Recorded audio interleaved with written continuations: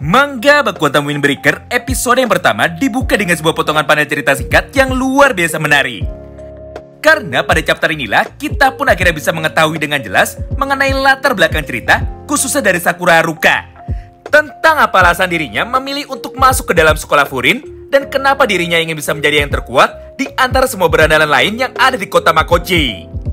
Oleh karena itu bagi kalian yang tertarik dan ingin tahu seperti apa kisah lengkapnya, maka kalian bisa simak terus ya video ini sampai habis. Singkat cerita, tepat 1 hari setelah Sakura pindah ke kota Makochi untuk menjalani semua kehidupan barunya di masa SMA, maka di satu momen yang sama ini, dia pun seketika langsung mendapatkan sebuah masalah baru yang sama sekali tidak dia sangka. Di mana ketika dirinya sedang berjalan melewati sebuah pusat perbelanjaan, tiba-tiba saja sebuah keributan besar terjadi di hadapannya. Mengingat di momen itu nampak sekelompok berandalan liar yang sedang mencoba untuk mengganggu seorang wanita cantik yang saat itu sedang berjalan seorang diri ketika pulang dari pasar. Walaupun pada awalnya perempuan cantik ini sempat menolak dan mencoba untuk melakukan perlawanan balik, tapi sayangnya jumlah dari berandalan tersebut ternyata terlalu banyak untuk bisa dia hadapi seorang diri. Nah, melihat semua hal tersebut di depan matanya, Sakura pun sama sekali tidak bisa tinggal diam. Hingga di momen yang sama ini, dia pun tanpa pikir panjang akhirnya langsung datang menuju ke arah kerumunan itu. Serta di saat yang bersamaan, dia pun mulai berkata dengan lantang kepada pimpinan dari geng tersebut. "Woi, orang seperti kalianlah yang membuatku ingin menjadi muntah. Karena kalian semua berlagak dan merasa paling kuat, padahal kenyataannya kalian ini sangatlah lemah. Oleh karena itu, aku akan menghabisi dan juga memberi pelajaran kepada kalian semua dengan menggunakan kekuatan tinjuku." Dan di saat yang bersamaan tersebut, Sakura pun tanpa pikir panjang seketika langsung mengajar semua berandalan yang saat itu ada di hadapannya, hingga mereka semua pun tidak mampu untuk bangkit kembali. Tidak hanya itu, karena pada panel berikutnya, Sakura yang sama sekali belum puas akhirnya langsung mengangkat tubuh dari salah satu berandalan tersebut, serta dia pun dengan penuh emosi seketika langsung berkata seperti ini. "Ingatlah nama dan juga wajahku. Aku adalah Sakura Haruko dari SMA Furin. Jadi sebarkanlah berita ini kepada semua berandalan lain, bahwa Sakura yang tidak terkalahkan sudah tiba di kota Makochi. Dengan begitu, maka para berandalan lain yang lemah akan takut untuk mencoba mencari gara-gara.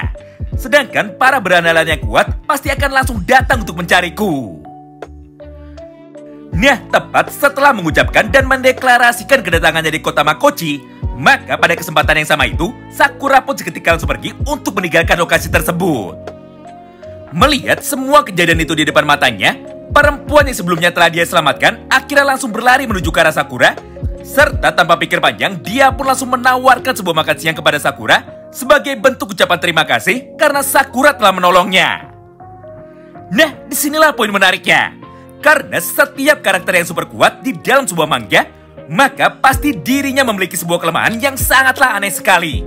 Dan di dalam kasus Sakura, dia pun sangat takut sekali kepada wanita. Hingga tepat ketika ada wanita yang mencoba untuk mendekat menuju ke arahnya, maka wajah dari Sakura pun pasti akan langsung menjadi merah dan dia pun seketika malah menjadi gugup. Itulah yang akan terjadi ke depannya di dalam 1 menit ke depan. Di mana tepat ketika Sakura sudah sampai di sebuah kafe milik perempuan itu, maka di saat yang bersamaan, dia pun langsung memperkenalkan dirinya sendiri kepada Sakura dengan berkata seperti ini. "Aku adalah Tachibana Kotoha. Terima kasih sudah menyelamatkanku dan senang berkenalan denganmu." Namun karena Sakura takut dengan wanita, maka dia pun sama sekali tidak tahu untuk merespon seperti apa semua ucapan dari Kotoha barusan. Sampai di momen ini, Sakura pun malah menjadi salah tingkah dan dia pun langsung berpura-pura ingin pulang. Scene pun kini berpindah. Setelah beberapa saat berlalu dan setelah Sakura keluar dari dalam restoran tersebut, maka di saat yang bersamaan terjadi sebuah keributan besar yang melibatkan banyak sekali berandalan dari kota sebelah.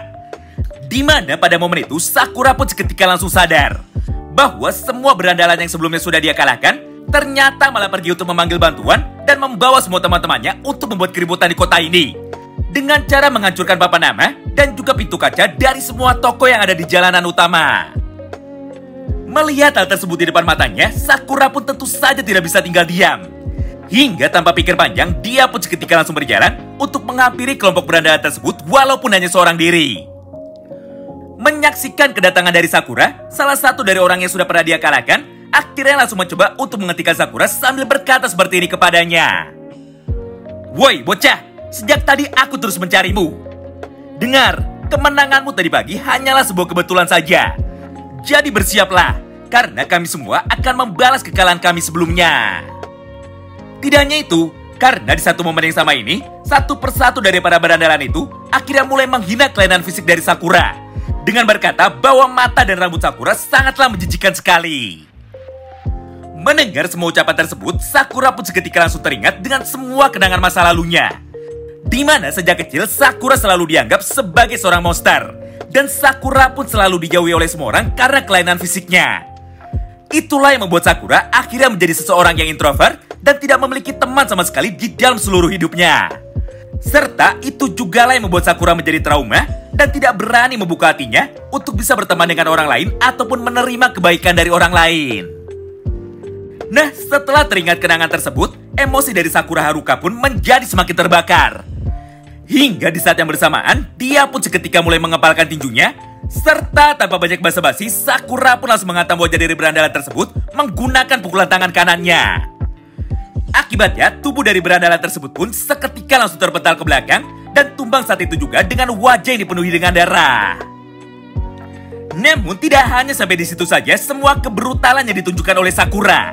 Karena pada panel berikutnya, dia pun dengan cepat langsung melompat menuju ke arah kerumunan, serta Sakura pun segera mengajar para berandalan tersebut dengan menggunakan combo serangan beruntunnya yang dikeluarkan secara membabi buta. Mulai dari hantaman menggunakan kaki kiri, pukulan menggunakan tangan kanan, tendangan berputar sambil melompat, serta berbagai macam gaya bela diri lainnya. Intinya, di momen ini Sakura bertarung seorang diri melawan belasan bahkan puluhan anggota berandalan dari kota sebelah dengan menggunakan tangan kosong saja. Nah, menarik ya, tepat ketika dirinya sedang mengamuk, Sakura pun kembali berkata seperti ini di dalam hatinya.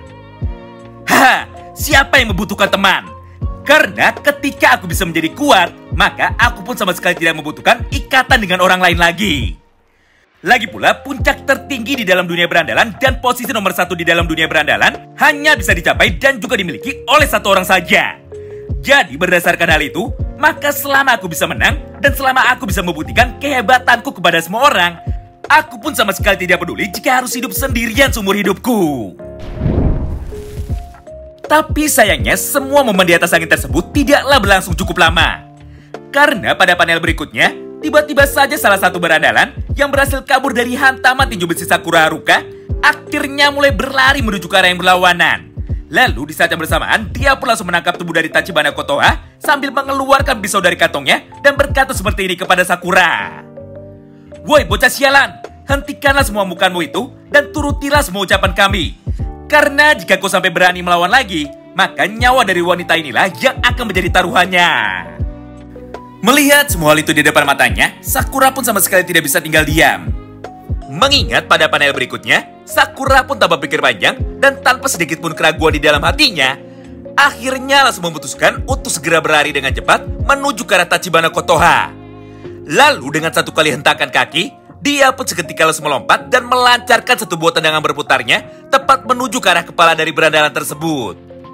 Akibatnya berandalan itu pun seketika langsung terpental sangat jauh dan tumbang saat itu juga.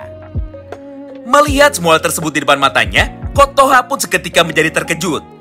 Karena dirinya sama sekali tidak menyangka bahwa Sakura nekat melakukan serangan tersebut walaupun saat itu nyawa dari Kotoha menjadi taruhannya. Apalagi tendangan dari Sakura barusan diarahkan menuju ke arah kepala Kotoha.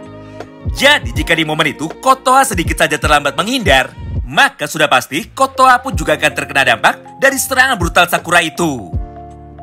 Nah, semua adegan baku hantam brutal tersebut pun tidak berakhir sampai di sini.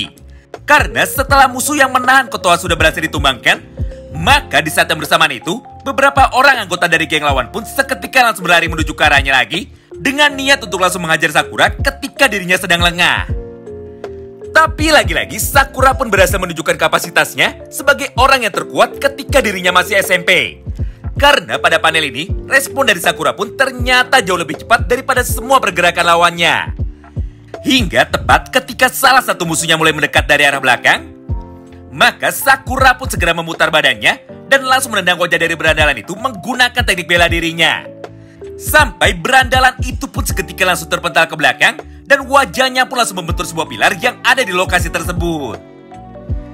Nah, disinilah poin menariknya. Karena tidak peduli seberapa banyak lawan yang berhasil dia tumbangkan, nyatanya jumlah dari anggota geng lawan ternyata malah terus bertambah, dan mereka pun dengan cepat langsung berlari secara bersamaan menuju ke arah Kotoha dan Sakura dengan niat untuk mengepungnya. Bahkan jika kita hitung, pada panel ini terlihat kurang lebih 27 orang anggota berandalan yang siap untuk menerjang mereka berdua. Melihat semua hal itu terjadi di depan matanya, Sakura pun seketika langsung sadar bahwa kali ini keadaan pun berubah menjadi semakin rumit. Karena kenyataannya, Sakura pun tidak mungkin bisa bertarung dengan maksimal ketika dirinya harus melindungi Tachibana Kotoha. Selain itu, di momen yang sama ini, Sakura pun sempat bertanya-tanya kepada dirinya sendiri. Kenapa setelah bertemu dengan Kotoha, sifat dari dirinya pun malah berubah dengan sangat drastis? Mengingat ini adalah pertama kalinya Sakura mau bertarung untuk melindungi orang lain. Nah, di tengah kegelisahannya tersebut, salah satu berandalan yang ada di depannya pun akhirnya mampu menemukan sebuah celah. Hingga pada panel ini, dia pun langsung mengambil sebuah pisau yang saat itu sedang tergeletak di tanah. Serta tanpa pikir panjang, dia pun segera menusuk kaki kiri dari Sakura menggunakan pisau tersebut. Hal itu pun seketika membuat keseimbangan dari Sakura kini menjadi goyah. Sampai di momen berikutnya, anggota lainnya dari geng lawan pun akhirnya langsung memutuskan untuk maju dan menghantam tubuh dari Sakura dengan menggunakan tongkat baseballnya. Meskipun saat ini keadaan sudah semakin tidak terkendali, tapi ternyata Sakura masih saja terus mencoba melindungi Kotoha dan terus menjadi tameng bagi Kotoha. Walaupun di momen itu Sakura harus terdiam pasrah sambil terus menerima hantaman demi hantaman pukulan tongkat baseball yang dilayangkan oleh anggota dari geng lawan. Semua momen pertarungan tersebut pun berlangsung dalam tempo yang sangat cepat. Hingga pada panel berikutnya, sebuah hal yang sangat tidak kita duga akhirnya kembali terjadi di hadapan kita semua. Di mana pada panel itu, tiba-tiba saja muncullah salah satu kapten dari geng Bofurin yang langsung berdiri di depan Sakura dan menjadi tameng bagi Sakura untuk menghentikan semua hantaman dari para lawannya. Di momen itulah Kapten Misterius ini pun seketika langsung berkata, "Hah? Ternyata kau anak kelas 1 ya? Baguslah, kami sangat berterima kasih kepadamu karena ada kau yang datang lebih dulu untuk melindungi semua orang. Jadi mulai dari sini kau bisa istirahat sejenak, karena sekarang giliran kamilah yang akan menghancurkan mereka semua." Dan di saat yang bersamaan itu, kapten dari geng Bofurin pun akhirnya mulai membalikkan badannya, serta dia pun langsung membengkokkan tongkat baseball tersebut sambil berkata seperti ini dengan lantang, "Woi berandalan sialan, berani-beraninya kau membuat kekacauan di kota kami. Apa jangan-jangan kalian tidak sadar saat ini berhadapan dengan siapa? Lihatlah, pembalasan dari kami akan jauh lebih kejam daripada semua perbuatan kalian." Nah, mulai dari sanalah pertempuran besar antara beberapa orang anggota dari geng Bofurin melawan kelompok berandalan dari kota sebelah seketika langsung dimulai. Di mana di dalam teorinya sudah jelas Bofurin lah yang jauh lebih unggul. Karena dalam sekejap satu persatu dari mereka berhasil mengalahkan dengan mudah semua anggota dari geng lawan hanya dengan satu kali serangan saja. Hal yang serupa pun dilakukan juga oleh Sakura. Mengingat di saat yang bersamaan itu, dia pun seketika langsung berlari dengan cepat dan dia pun mulai melancarkan sebuah tendangan berputarnya lagi menuju ke arah para lawannya. Menyaksikan keadaan yang saat ini mulai berbalik, semua orang yang ada di kota itu pun akhirnya langsung bersorak-sorai dengan meriah untuk memberikan semangatnya kepada semua anggota dari geng Bofurin. Tentu saja semua hal tersebut seketika membuat Sakura malah menjadi kebingungan. Karena dirinya sama sekali tidak menyangka bahwa meskipun saat ini mereka sedang berkelahi dan meskipun mereka semua adalah para berandalan, tapi kenyataannya semua penduduk lokal yang ada di kota itu malah nampak memuji tindakan mereka serta memberikan dukungan atas semua perbuatan yang telah mereka lakukan. Nah, tepat di momen itulah Kotoha yang saat itu ada di belakangnya akhirnya dengan cepat langsung memberikan penjelasan kepada Sakura dengan berkata seperti ini kepadanya, "Dengar Sakura, kau tidak perlu heran dengan apa yang saat ini sedang terjadi di hadapanmu. Karena faktanya, semua kabar buruk yang kau dengar tentang kota Makochi dan juga sekolah Furin tidaklah sepenuhnya benar. Mengingat stigma dunia berandalan yang ada di sini, semuanya sudah berubah semenjak kejadian 2 tahun yang lalu. Intinya, ketika terjadi perang besar yang menimbulkan banyak sekali korban jiwa di kota ini, maka sekolah Furinlah satu-satunya kelompok yang berani turun tangan untuk mengusir para pemberontak serta semua ancaman dari para gangster lain yang dulu sempat meneror kota ini. Dan semenjak kejadian itulah, sekarang semua orang yang ada di kota Makoci kini malah melihat para berandalan dari sekolah Furin sebagai kelompok para pahlawan. Atau dengan kata lain, meskipun setiap hari terjadi perkelahian di dalam sekolah Furin untuk menentukan siapa yang terkuat, namun ketika ada ancaman yang datang ke kota ini, maka semua anggota dari sekolah Furin akan bersatu untuk melindungi semua orang yang ada di dalamnya. Nah, semenjak tragedi berdarah yang terjadi pada waktu 2 tahun yang lalu, sekarang sekolah Furin dan juga geng Furin dianggap sebagai protektor atau pelindung dari kota Makoci. Tidak hanya sampai di situ, karena pada panel berikutnya, dengan lantang Kapten Misterius ini yang belum sempat memperkenalkan dirinya, akhirnya mulai berteriak menuju ke arah para anggota dari geng lawan. Woi, minimal jika kalian tidak bisa bertarung dengan benar, maka seharusnya kalian masih bisa membaca dengan jelas sebuah papan peringatan yang sudah kami taruh di depan pintu gerbang kota. Tapi jika kalian sudah membacanya dan masih nekat untuk mengacau di kota ini, maka bersiaplah untuk menerima semua resikonya. Dan dengan itu, maka skema serangan balik super brutal yang nantinya akan dilakukan oleh geng Furin seketika akan langsung dimulai. Singkat cerita, setelah pertarungan tersebut berakhir, dan setelah kaki dari Sakura sudah diperban oleh salah satu penduduk dari kota ini, maka pada satu momen yang sama itu, Sakura pun tanpa basa-basi, akhirnya langsung berlari menuju ke arah kerumunan yang saat itu ada di depannya. Serta dengan cepat, Sakura pun seketika langsung melompat untuk dapat melancarkan satu buah tendangan nuklir lagi menuju ke arah belakang dari Tomohiragi. Di mana pada momen itu, ternyata nampak satu orang berdandan liar yang masih bisa berdiri. Dan dia pun terlihat sedang menggenggam sebuah pisau pada tangan kanannya, dengan niat untuk bisa menusuk atau membunuh Tomohiragi, yang merupakan salah satu dari 4 jenderal terkuat di dalam sekolah Furin. Beruntungnya di panel ini, Sakura pun berhasil menyadarinya lebih dulu, dan Sakura pun berhasil menggagalkan semua serangan dari anggota geng lawan itu. Hingga pada momen yang sama tersebut, sambil tersenyum dan juga memasang wajah brutalnya, Sakura pun seketika langsung berteriak menuju ke arah semua orang dengan berkata seperti ini. Apa maksud dari ucapan kalian? Mana ada berandalan yang bisa menjadi pahlawan? Tapi jika memang benar semua hal itu terjadi di kota Makoci, maka sepertinya hal itu merupakan sebuah hal yang sangat menarik. Oleh karena itu, mulai sekarang aku pun sudah memutuskan bahwa aku akan menjadi salah satu bagian dari penjaga kota Furin. Jadi bersiaplah, karena pahlawan Sakura Haruka, sang berandalan yang tidak terkalahkan, kini sudah tiba di kota Makoci.